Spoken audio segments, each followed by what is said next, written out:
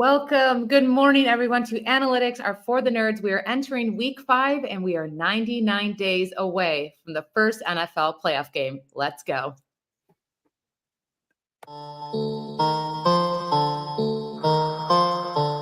This guy is in the Hall of Fame consensus Hall of Fame, and I think he sucks. Troy Aikman is absolutely let's go. So overrated.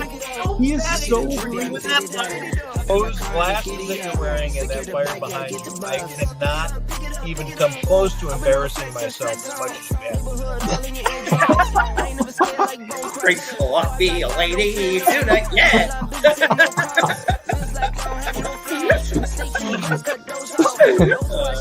Thank you.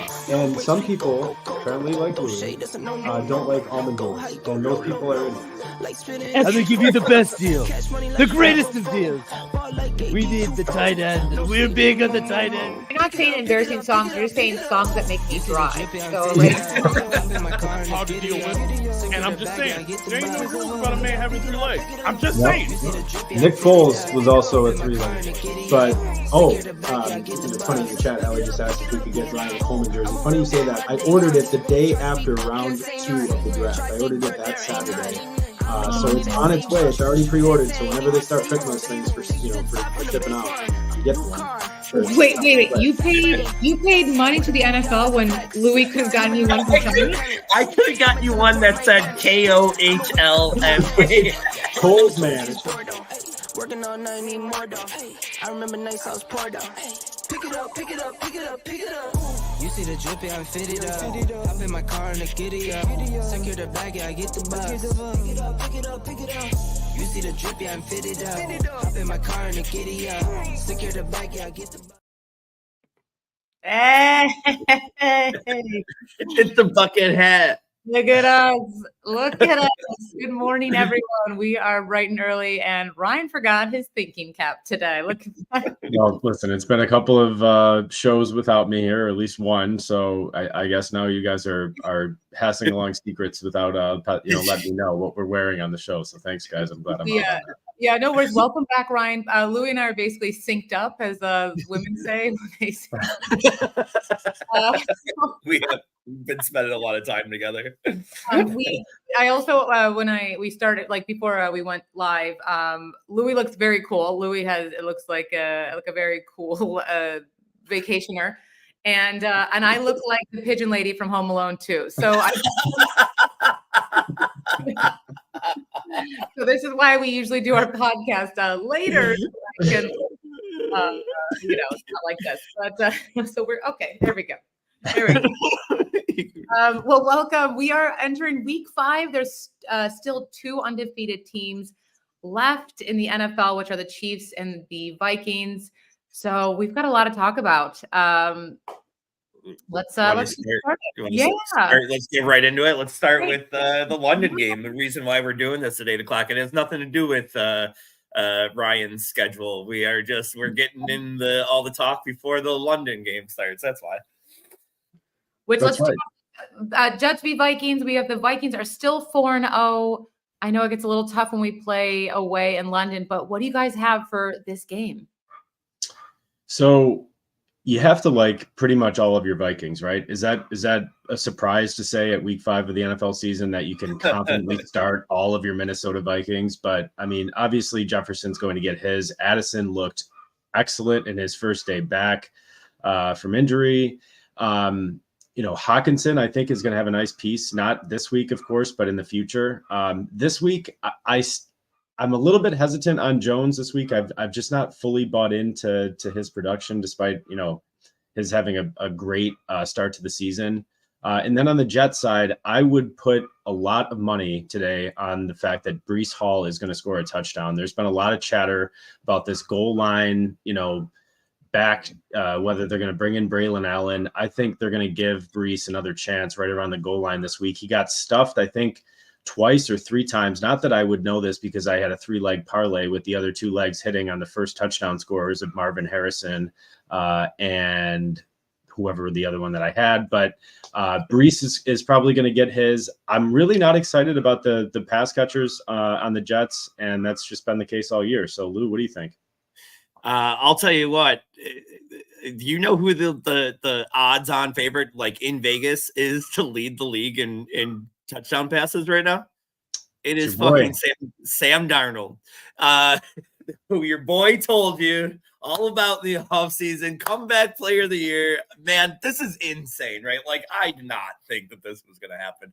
But when I saw that yesterday, that he is the leading, he's 4-1. Sam Darnold is 4-1 to lead the league. And it's just so fucking insane. I'm a little bit cautious about this game. Just the London thing, always. The over-under is only 40.5. It's weird. A couple points. I totally agree with you on a lot of things. I'll tell you, Breece Hall and Garrett Wilson are one average game away from me being like, they aren't automatic starts every week. Like they are this week. They're going in because they still have that. Another average game out of either of them, like I'm going to start at least considering each week that, that they're not automatic put-ins. I think this is going to be a little bit more low scoring than people think. I do think the Jets defense is going to, as much as I'm a Darnold guy, make him look a little bit dumber. You have to start them all. And I totally agree with you with Jones. Like Jones might be the one that, because of my tentativeness about the overall total, Jones might be the one that I'm using a little bit of caution on today. So I totally agree. All right, we've got the Caleb Williams game. We have the Panthers versus the Bears. What do you guys got? I'll go first. Panthers, Bears here. Man, I'm waiting for Caleb to do, when's the Caleb game coming? Like last week was Swift and dominated.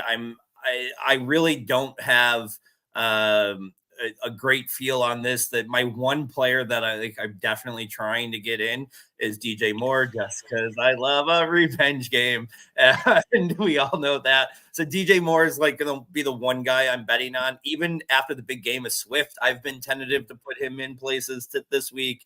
And on the Panthers side, outside of my boy Deontay Johnson, I don't like anything that's going on there. I'm still not confident in the running game until Jonathan Brooks is back. I won't believe in Dalton until he does it for more than, a couple games.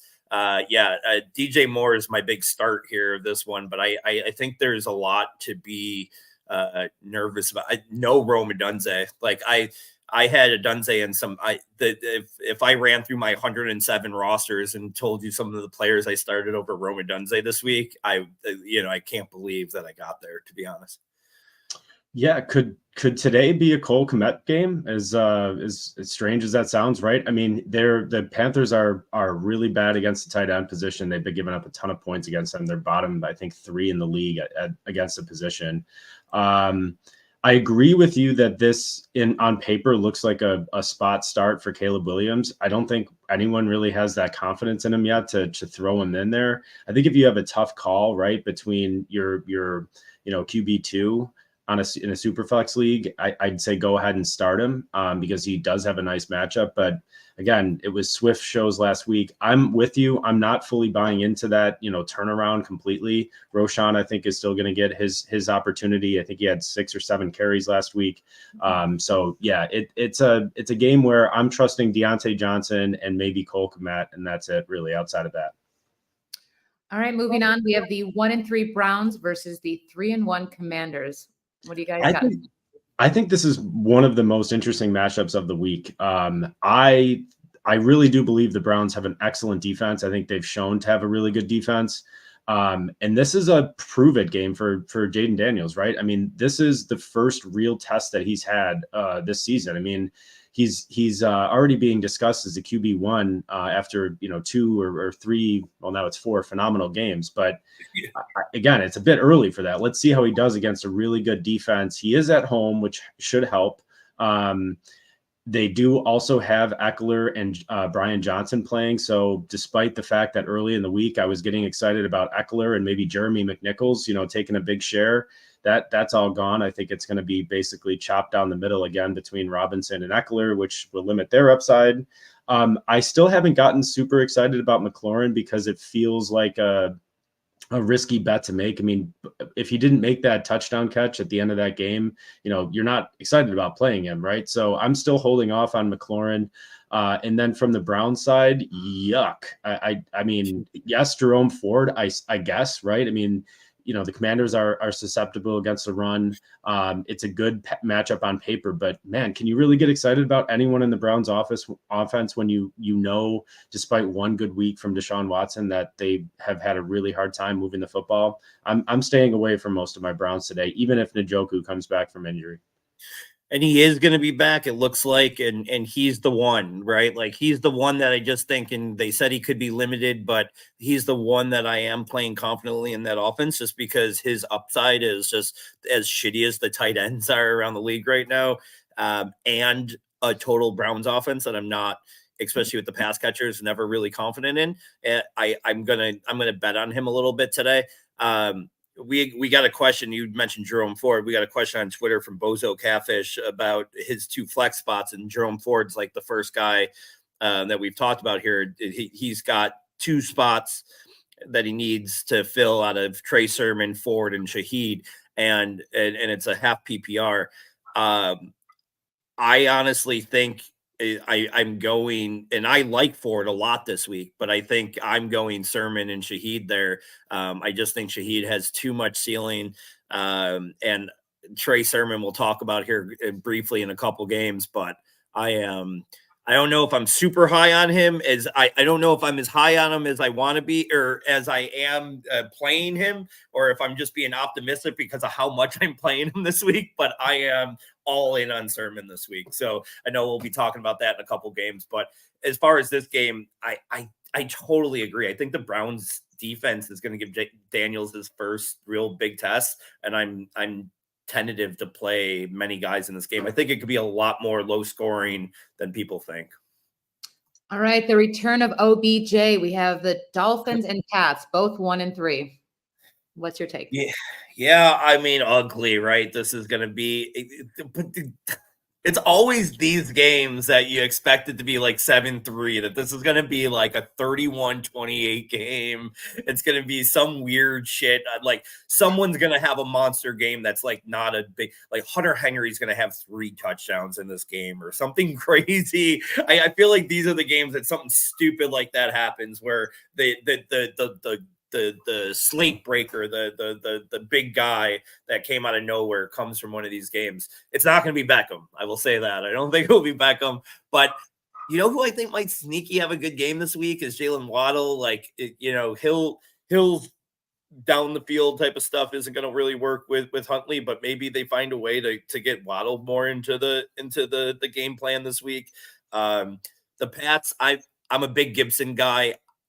I'm not getting overly excited by the fact that they're announcing him as starter. I still think at the very least it's like a 60-40 split. So I know a lot of people are hearing Gibson starter, and a lot of us, fantasy guys have loved Gibson from the get-go, and I'm just not going I still putting them at like RB25 or something like that. So yeah, I think from the Miami side, I'm most interested to see if Mike McDaniel can respond and show any signs of life on offense with Tyler Huntley back there. I mean, you've seen through this league, the good coaches, Kevin O'Connell last year with Josh Dobbs, this year with Darnold, plugging guys into a system and getting productive spot starts out of them. I wouldn't be surprised because I still am a McDaniel believer that Huntley has a better game today, and maybe one of those receivers does go off. It is the Pats. They are a bad team, I think, overall. And on the offensive side for New England, I mean, that offensive line is terrible. That's the reason I think they're not going to Drake May yet. It's because they just don't want to throw him out there and basically throw him to the wolves. And I can't blame them, honestly. And it's so bad. They really don't have any offensive playmakers around him. I think Polk will be a nice player in a couple of years, not this year. And Gibson, I'm with you. I'm not starting him if I don't have to, unless I have a glaring need and I was able to grab him in a league and I have an open spot at RB2. I'm finding other players to start because it's a poor situation, a low scoring game potentially, and I'm just not interested in starting New England Patriots this year. So, Jonnu Smith revenge game. Colts and Jags. So this is one of those AFC South games that's going to mean a lot at the end of the year, right? When all these teams are kind of close, or maybe not. Maybe the Jags are dead in the water, and they're going out 0-5, and that's it for them. And Doug Peterson gets fired. Ingram being out, I still think Brenton Strange has looked pretty nice. If you're in a tight end premium league and you need to get a streamer, he's had a couple of catches in each of these games. Pretty decent floor, I think, for you for a couple catches. Brian Thomas Jr. has looked really, really good.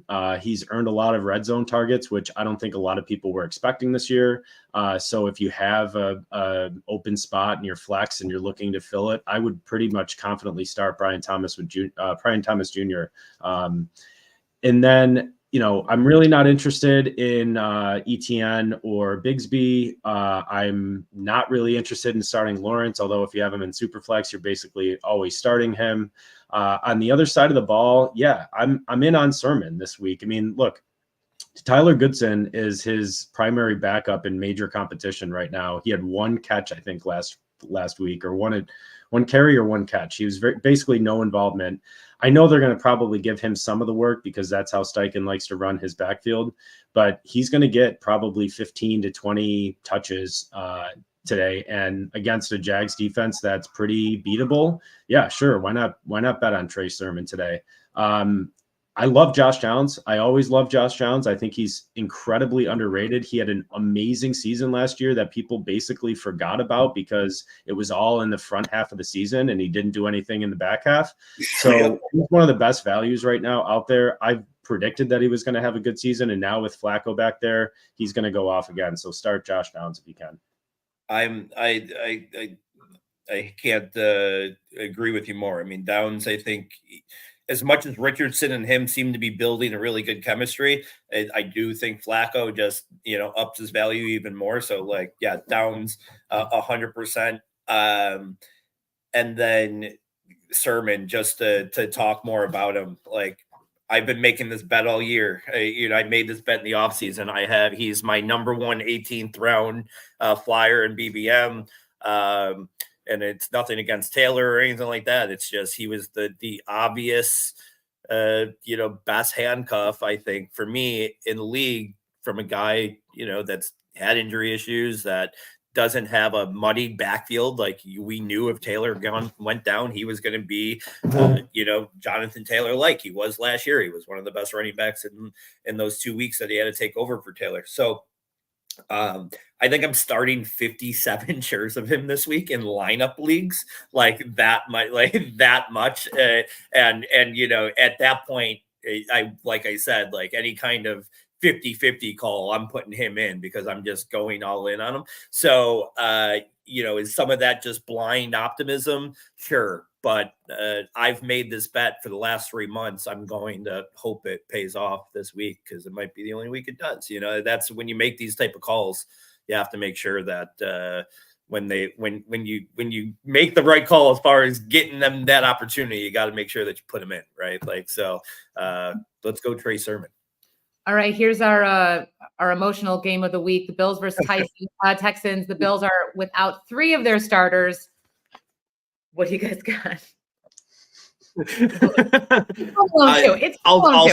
Sorry, guys. I'm a little bit hesitant on this game from a fantasy perspective.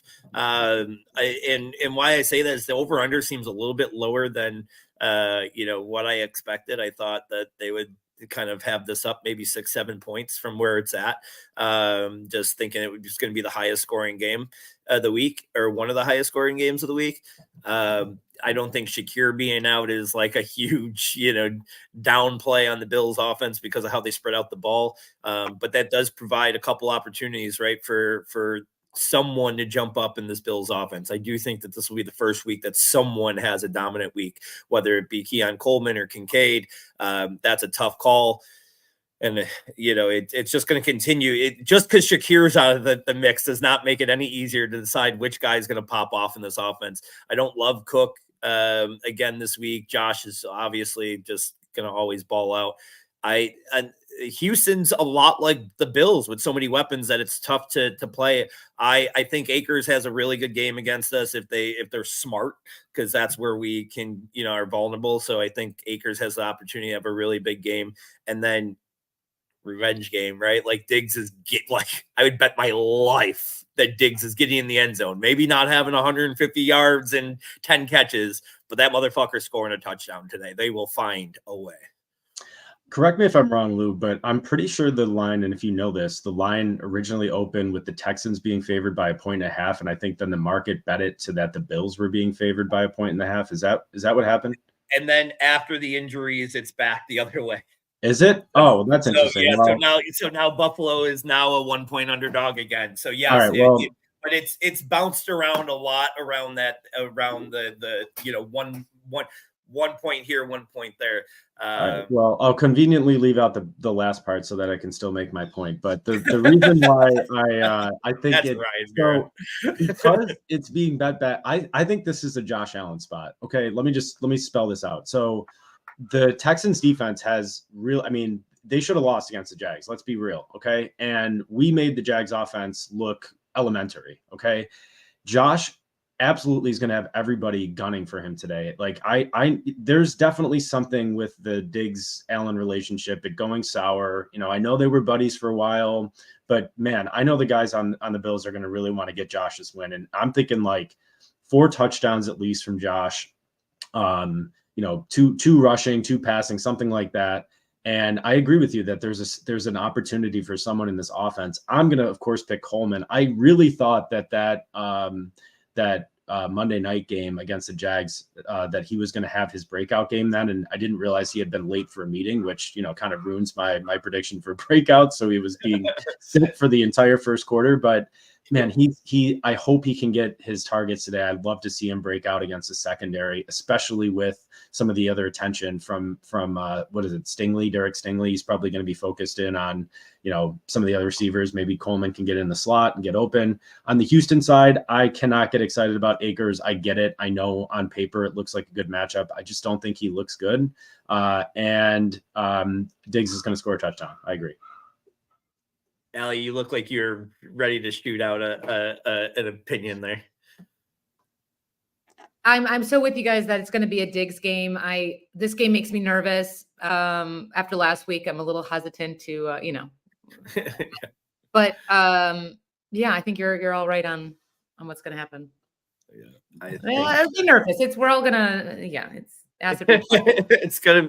I think the Bills win this game. The only thing I'm really worried about is because of the turf, Allen getting a turf injury, not on his knee or anything, just on the tip of his dick when he pulls it out in the first quarter. And I think it's going to scrape along the ground most of the game, because dude's whipping his dick out today and fucking bawling out. He is going to want to really go off, and I cannot wait to watch it.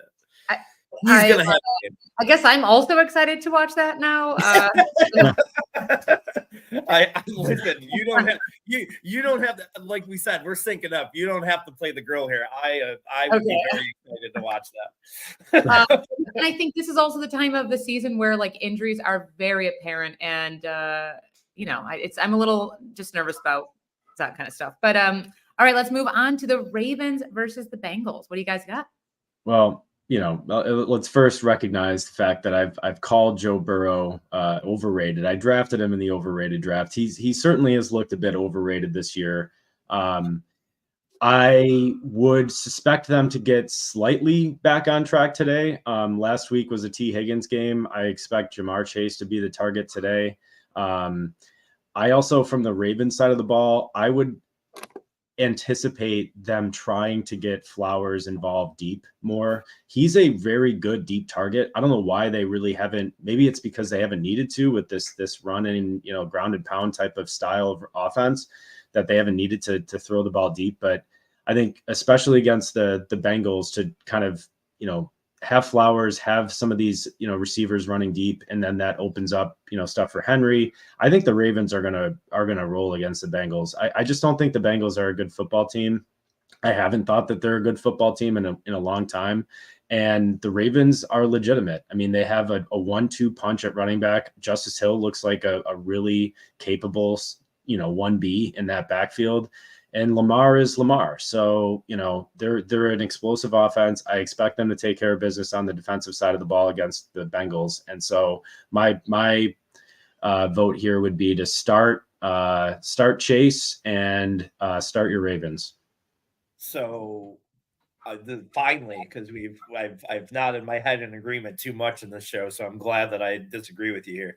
My dog of the week is Joe Burrow. I think he goes off in this game. I think fireworks fly in this game. I think start any skilled positions. I'm still a little bit hesitant on Flowers, and maybe it's just because of last week still be in my head. I don't want too much recency bias, but I think this is an Andrews maybe rebound opportunity here.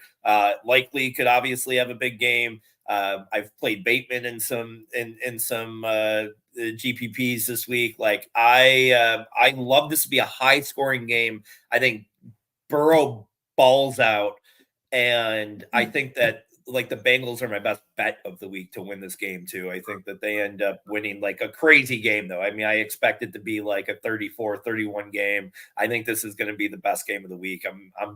I'm stoked for it. And on a fantasy aspect, I'm hoping to see a little bit of Mark Andrews come back. And I think, maybe Derrick Henry comes back down to earth after running all over the Bills last week, but you still have to start him. I'm starting like the top 8 or 9 options in this game that from a fantasy perspective, I'm trying to start them all. I think fireworks happen here. All right. Still no Davante Adams. The Raiders versus Broncos. What do you guys got? Do you want me to start? Sorry. Yeah. Louis. I forgot we're alternating. You mean future Bills wide receiver Davante Adams? Is that who you're talking about? Yeah, this is I mean, I love everything about it because they suck and whatever. This is a tough defense for them, but the game script always, Trey Tucker and Bowers and even Jacoby Myers all deserve starts because they're going to be in losing game scripts most week. Minshew throws the ball around.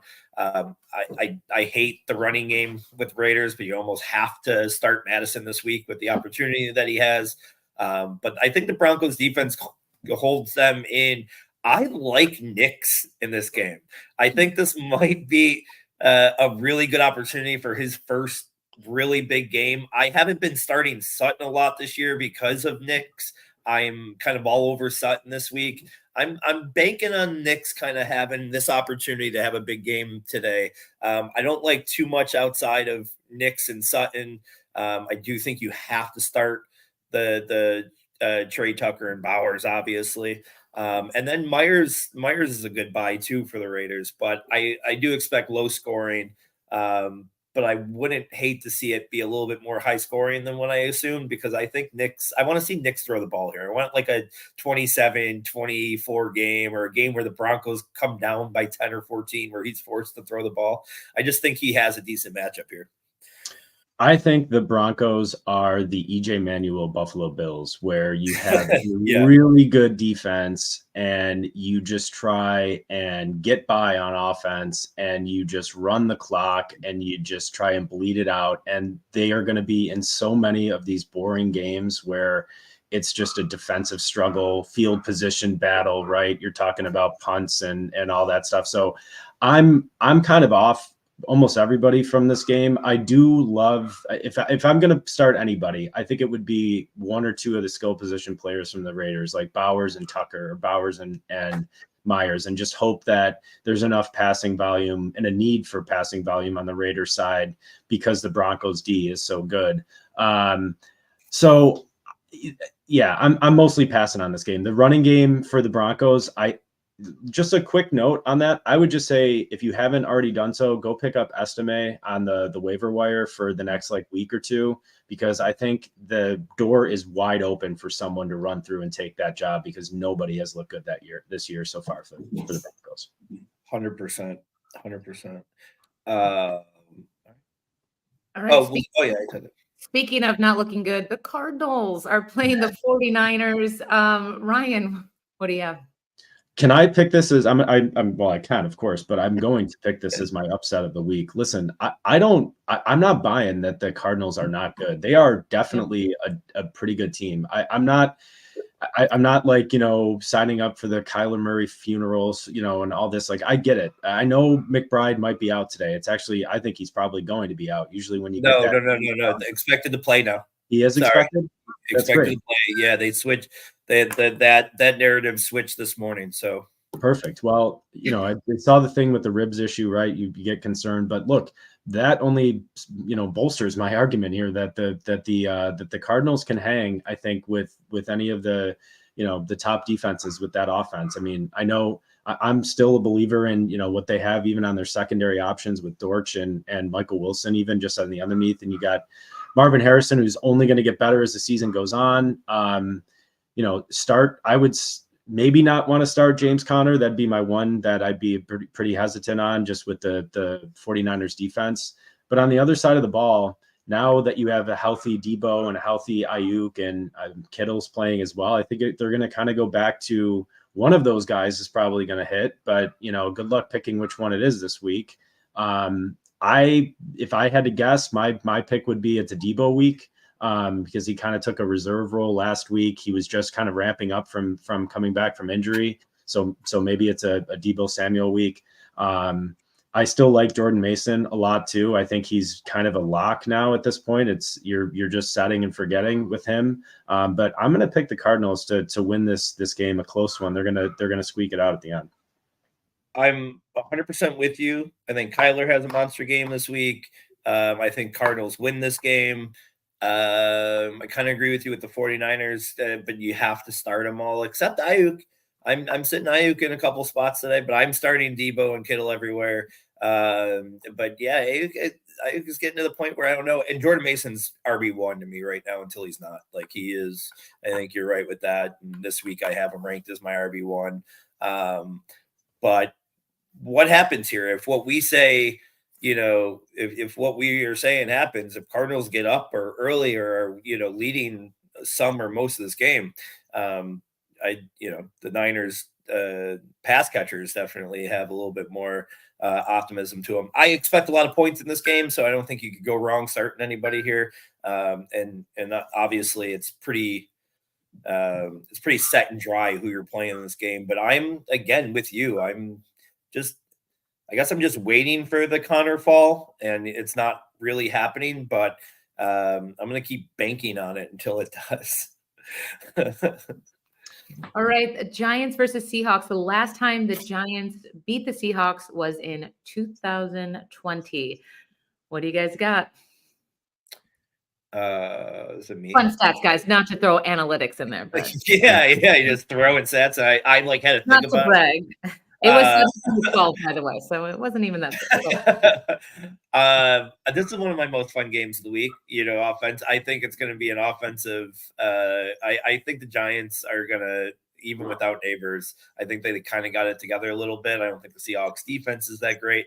Wan'Dale is like, I know everyone's making this joke, but he's going to have 75 catches for 62 yards. But he's going to ball out this week. Like it's without Neighbors there, and he's getting his stuff together. Like Wan'Dale is like a top 10 wide receiver for me this week, which is insane that we're saying things. So we're talking about Sam Darnold leading the league in touchdown passes. We're talking about Wan'Dale Robinson being a top 10 wide receiver, but he is. The Seahawks, I hate Lockett, but that's just a personal thing. I think all three guys are must starts in this game. Lockett, Metcalf, JSN, although I have JSN and Metcalf over him.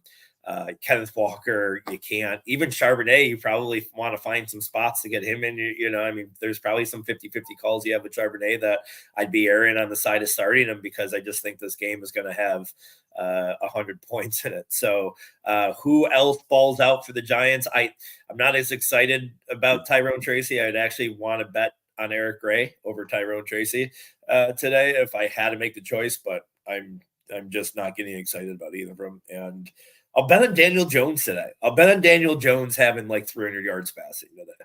How about that? I'll put that out there.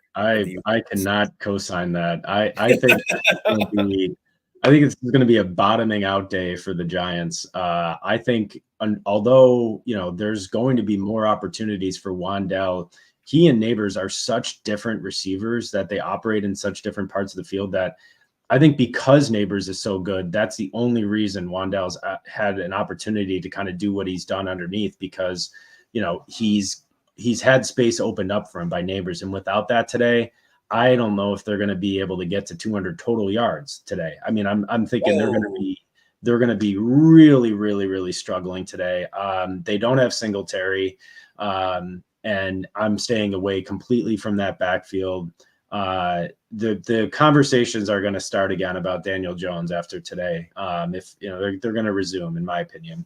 The Seahawks defense. Look, I'll say this: they're not world beaters by any means. They got Devin Witherspoon. They got some nice pieces, but they're going to give up. They're susceptible to give up yards. I just think the Giants are going to be so bad today. I can't buy into Daniel Jones. I mean, anytime you say I'm going to bet on Daniel Jones, you gotta pull that money back. Just take it right back. All right, don't do it. Don't bet on Daniel Jones. Just don't do it. Seahawks. I think. Because it could be a potentially, like, you just want to pick the guys that are going to score early, because I think this game's going to get out of hand. I could see Metcalf or, JSN getting one of those, touchdowns, and then they go Walker, Charbonnet, something like that. But I think this game's going to be over by halftime. Ooh, all right. Love it. So Packers versus the Rams. So I think that Matt Stafford is, despite my frustration with him over the years, he's done a pretty good job while his top pass catchers have been out trying to move the ball. He's just a gamer, right? I mean, the guy, he just stands in there, he gets crushed, and he's still delivering these throws. As far as a sleeper pick from this game, I know it kind of just going right to a deep sleeper. I like Jordan Whittington. I know he's been kind of generating some buzz this week to fill in that Cooper Kupp role. He really was last week the Rams' de facto number one receiver as far as target share goes. And even though Tutu Atwell might get those deep throws, I think Whittington's going to be the one that they're going to try to go to a lot today. And they're going to have to pass the ball, because I think the Packers are legit, right? I mean, Jordan Love, he's going to have a concentrated target tree right now against or with Jaden Reed, Tucker Kraft, and Wicks, I think, are going to probably all have pretty nice games today. I also wouldn't be surprised if this is like that big Josh Jacobs game, because he hasn't really had one yet this year. His major competition right now is just Emmanuel Wilson. And, maybe this is a game where they try to just lean on the run a little bit more if the Rams are susceptible to it. So I'm basically starting all of those Packers today with confidence, even more so than you normally would with Jaden Reed, because of Watson and Dobbs being out. And then on the Rams side, I guess Kyren. Okay. I guess Stafford, he's probably going to have to throw. So if you need, desperate QB2 help, go ahead, throw him in. But other than that, it's Whittington, and that's it for me. Yeah, I'm starting Whittington, and I love Whittington this week. But I'm starting Tutu everywhere as well. Just to your point, like, Stafford's going to throw. They probably are going to be losing this game. They're going to the game script will line up for them. I'm a little bit hesitant with Kyren because of that, but I'm not going to not. You can't sit Kyren in most scenarios. But I'm a little bit hesitant to think he's going to have a monster game, because I do think Packers, probably get to a lead. Let's see, right? Let's see what Jordan Reed has without two of his top wide receivers, and see if it's still the same way. And if they, if Bo Melton and Malik Heath are catching passes just like the other two guys were when they were in the 3 and 4 spots, then then maybe it's a little bit more about Jordan Love than it is about these wide receivers. But hard to not be excited about Wicks and Tucker Kraft if your owner own them, and in lineup leagues, of course, I think you're putting them in this week. My DFS brain has kind of stayed away from them just because I think they're going to be very popular picks to be putting in DFS lineups, because everyone's through the roof on Wicks and through the roof on Kraft. So I've kind of stayed away from them in those environments. But yeah, I think I think this is a show me game for Love. Like, this is the first game that he hasn't had like kind of a full arsenal of guys. And maybe that continues if Doves, works his way into a trade or something like this, because this is a weird situation of what's going on with him. So, stoked. And I can't ever say the words you just said, and that was, maybe this is a Josh Jacobs game. I can never get to that point to say those words. That and I love you. Those are two things I just don't I have a lot of trouble saying in my life. But we'll see. I agree with your point on it. I will say that. What about saying CD Lamb? All right, America's second most hated team, the Cowboys versus Pittsburgh Steelers. What do you got, Lou? You missed that last week, Ryan. We talked about the most hated teams, and it's not the Cowboys anymore. It was, and now it's the Chiefs because of all the bad ref calls that they get. Cowboys Steelers. This is, to me, this is all about Justin Fields. I think this is the game for Justin Fields to show. Put the Russell Wilson, who's starting this week, talk every week out of the category. Like, if he shows up here this week or pulls out a win against the Cowboys, I don't think we hear Russell Wilson's name for a while. I think he solidifies himself as the starting quarterback in Pittsburgh then, and I think he deserves it. I think he's played great. Pickens is a must start in this game. Najee is a must start in this game. I know that hurts you, Ryan, to hear, but he is. I thought I was so on top. This is me and you are in so many of these leagues together, these deep dynasty leagues. And I thought I was so on top of it yesterday. I went to who's the Framington or the Zamington or whoever the backup is for the Steelers this week that I never heard of. He's their number 2 this week. And I was like, I'm on top of it. I went to all my deep dynasties to go pick him up in every single league. Someone had already picked him up. I'm like, man, I'm dropping the ball here. But, Najee, Pickens, definitely. This could be a Freiermuth game. Without Cooks, I'm intrigued to see who steps up for the Cowboys in that second role. Jalen Tolbert's looked pretty good this year, but I think it's all Ferguson. I think Ferguson and CD will have a monster games this week. But I think there's a wide receiver on the Cowboys that has a big game here that we're not talking about, and I'd like to see who that is. Go ahead, Mr. Yeah, well, Najee Harris is a must start when you want to get 9.7 PPR points in your spot. So make sure you plug him in. He's a must start. You got to get those 9.7 when you can. So I think on your latest point, Lou, I agree that there is going to be a receiver on the Cowboys that's going to take over, and I think it is Jalen Tolbert. He's looked pretty good this year. They were hyping him up all camp, and it was one of those that, like, I remember over the summer, you hear this stuff and you kind of just like, you put in the back of your mind, you're like, okay, if I keep hearing this, I'm going to take action on it. And you kept hearing stuff about Tolbert looking good. So I was like, okay, there's a wide receiver 2 spot that's basically open, right? With Cooks's injury history. Now he's on IR. Yes, Ferguson has dominated the target share for the middle of the field, but that's not really where they want to use Tolbert anyways. This is a very high above expectation passing team. So there's going to be opportunities. And the Steelers, I think, have a pretty good defense as far as like shutting down the wide receivers. So I do think that they're going to have to end up like passing a lot today, right? It's going to be a passing game script. I'm with you on Fields being his kind of potential for a breakout game today. I would love to see it, especially on the ground. Pass catcher, yeah, I'll start Pickens as well if I have him. Other than that, I'm pretty much staying away from it. Even with Freiermuth today, if I have a better option, I think I'm going elsewhere. All right, and now for America's most hated team, the Chiefs, still 4-0 versus the Saints. The Saints have 15 players listed on their injury report, and the Chiefs are without Rice. What are you guys feeling?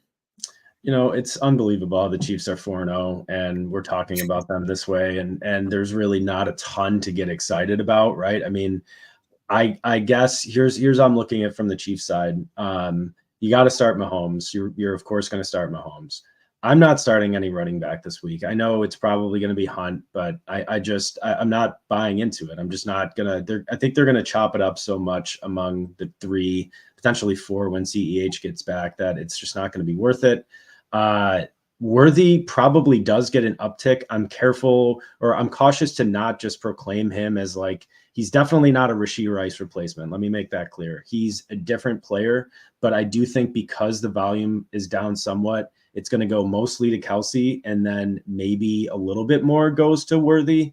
And with a boom bust player like him, I think I'd bet on that today, right? When you're going to potentially need some explosive plays against the Saints. And the other side of the ball, I really like Shaheed today. He's the type of player, I think, that if Olave gets a lot of coverage from McDuffie, that, you know, he can really go off today, because he's one of the most underrated receivers in the league. He's got an incredibly high target shares. Air yard share is so high. He's getting the ball thrown to him down the field. So especially in half PPR leagues, like the listener question about Shaheed, Sermon, and Ford, I'm with Louis on that. It's Sermon and Shaheed for me. So start your Saints with confidence. A little bit cautious with Kamara today with the injury. And I also just want to throw out, I wonder if Kendre Miller starts getting a couple touches and starts digging into the work share over the next couple of weeks.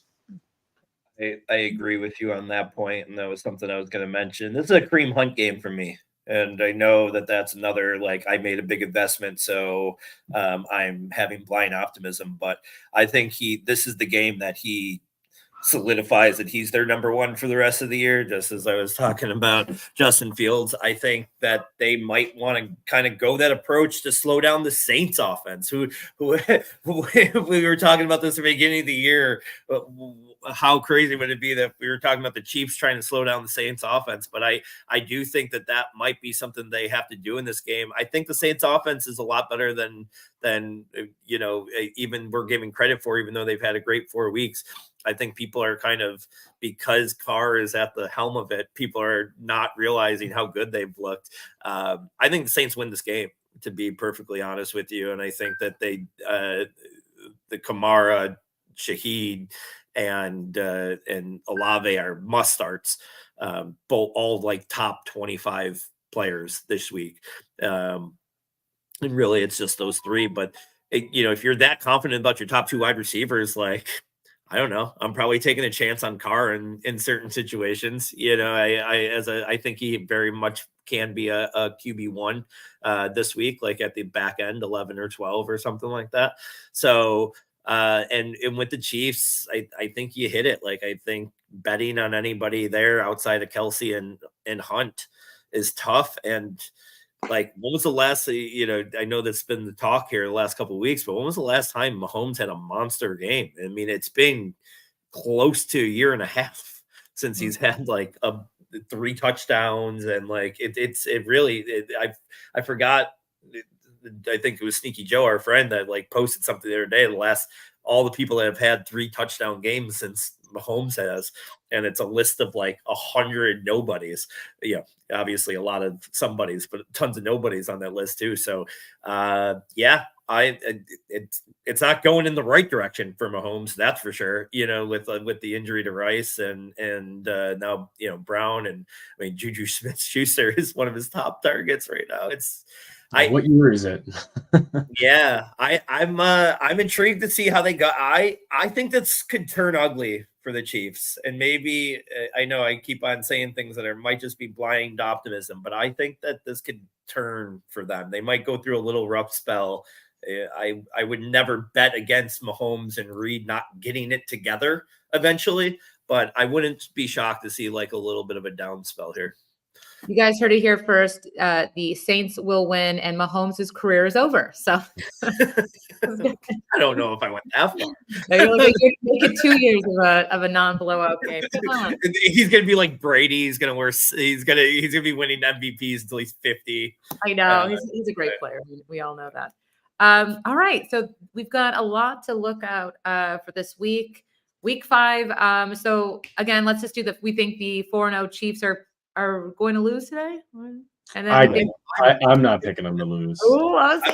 I'm making that bet. That bet. My 2 biggest bets this week are the Saints to beat the Chiefs and the Bengals to beat the Ravens. Those are the two that I feel most confident in. So everybody go and bet your Ravens and your Chiefs. My bets are go bet on the Cardinals and go bet on the Bills. The Bills are going to take care of business today.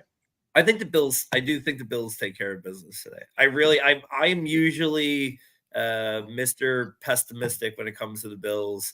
And I don't even want to say pessimistic, realistic. What? I feel like I'm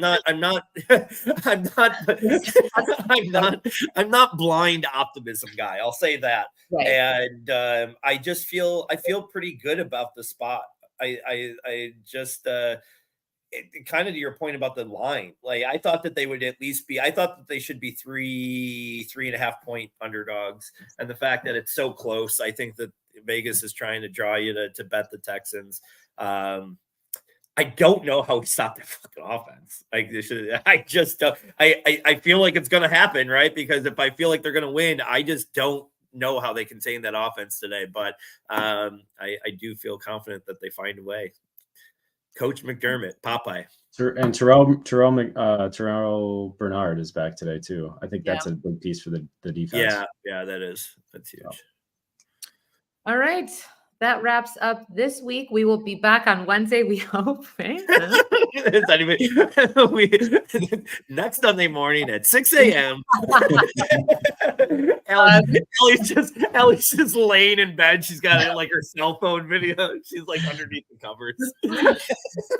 Yeah, we will have eyebrows on Wednesday, and we all will. We all are going to be doing our best. We all will. Good luck, everyone. And thanks for listening to Analytics Are for the Nerds. You can like and subscribe us. That'd be great on YouTube, X, Spotify, all the good stuff. Have a great week. Go Bills. Go Bills.